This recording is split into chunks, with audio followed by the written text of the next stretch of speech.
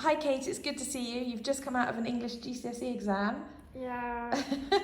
I hope it went well. We were just going to have a quick chat because you're one of our speakers at Speech Day on Friday, and you're going to tell everybody your story, which I think they'll find fascinating. So just ahead of that, just in your own words, how did you come to Kingsley? When the war started in Ukraine, nothing actually happened in my hometown at the first months, but it still was very dangerous in the area around, so my parents insisted on me moving from the country, and we were looking for a place to go since it wasn't a huge rush, but it was quite quick to just pack stuff and go somewhere. Still, we had like time to consider options, and we chose Britain because it's an English-speaking country, and I was fluent in English already then, and it was the best option to go somewhere where I can speak fluently instead of learning another language. And if we compare Britain to other English-speaking countries that are further away, it's much better because in case of the worst emergency ever, my family will be able to somehow come to help me. Yes. Quicker than it can be done in the USA or Australia. So when the war just started, my sister's co-workers started texting her because she works with a British company. They asked her if they could help her with anything and stuff like that. But she said, no, I don't need anything, but there is a link for charity, just send your money here if you want to help. But in 1 month's time, when we actually started considering moving me from the country, she was like, oh, I have British co-workers, maybe if they still want to help, they could help me with that. So she asked her friend's co-worker, she said, do you still want to help? I'm planning on moving my sister abroad. They were like, yeah, we will help with anything we can. That's brilliant. This way she found my guardians. He is her boss actually. Okay. So yeah. in Northern? Yeah, her Yes. boss and her client. Yeah. And then we found my guardians first. Yes. And after that we started considering schools options. Yes. And basically it was the closest schools to their house in Northam.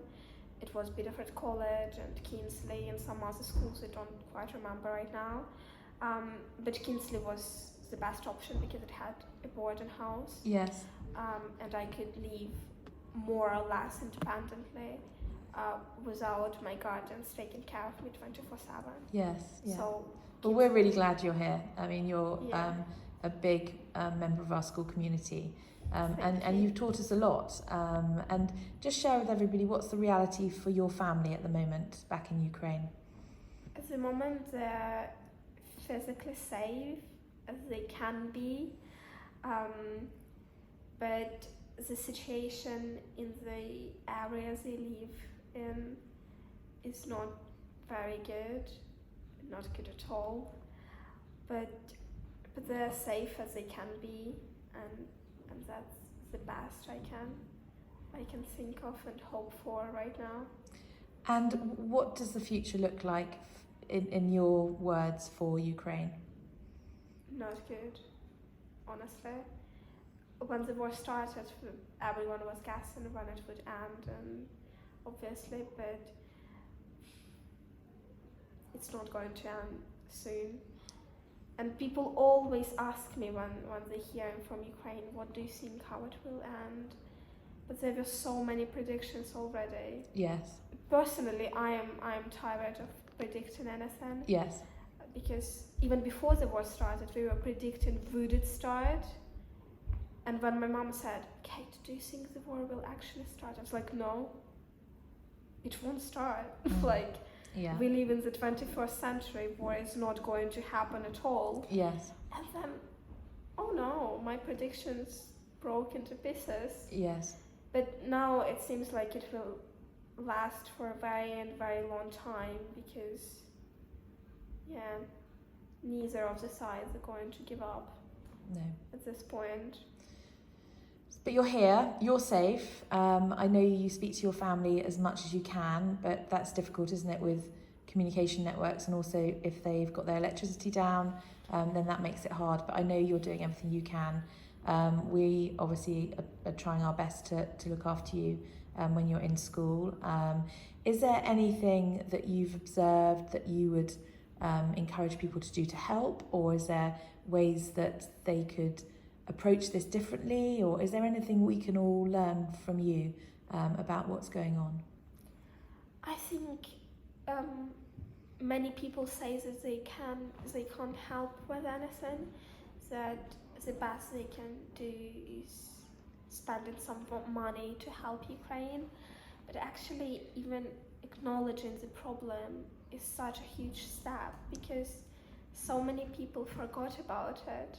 It's been 15 months right today of the start of the war, and really many people, when I meet them, they're like, has the war finished? Like, no, it hasn't. So I think at least if people remember that it hasn't finished, because Yes. on the news you don't have that much information right now, and even if you have information, you will prefer to skip the channel with the news to watch something more light-hearted and positive, and just acknowledging the problem and realizing that it hasn't finished and nothing has changed to positive. It literally changed to worse since then, and it means that Ukraine needs even more support than it used to need, instead of not needing it anymore. Yes. Even if you're not going to donate your money because you can't, or you don't have to, obviously, just realizing that the problem is there and it's huge, is so important. Yeah. But if you want to have some, to give some help to Ukraine, then obviously any charity in any way, whether you help to renew the ecology, or you help refugees, or you help to buy, I don't know, warm clothes for soldiers, anything of this will help, because the war is so huge and it impacted every single piece of lives in Ukraine. And for you, that's a direct impact, isn't it? Because your father is currently involved in the war efforts. Yeah. Okay. So thank you for talking to us today. We look forward to hearing a little bit more about your story on Friday at Speech Day. It's extremely courageous of you to tell us more and share with us your experiences. None of us could ever imagine what you're having to sort of process and deal with on a daily basis. So we're in awe of how you're coping. So well done, Kate. And if there's anything more any of us can do, we'll obviously keep sharing that. But thank you.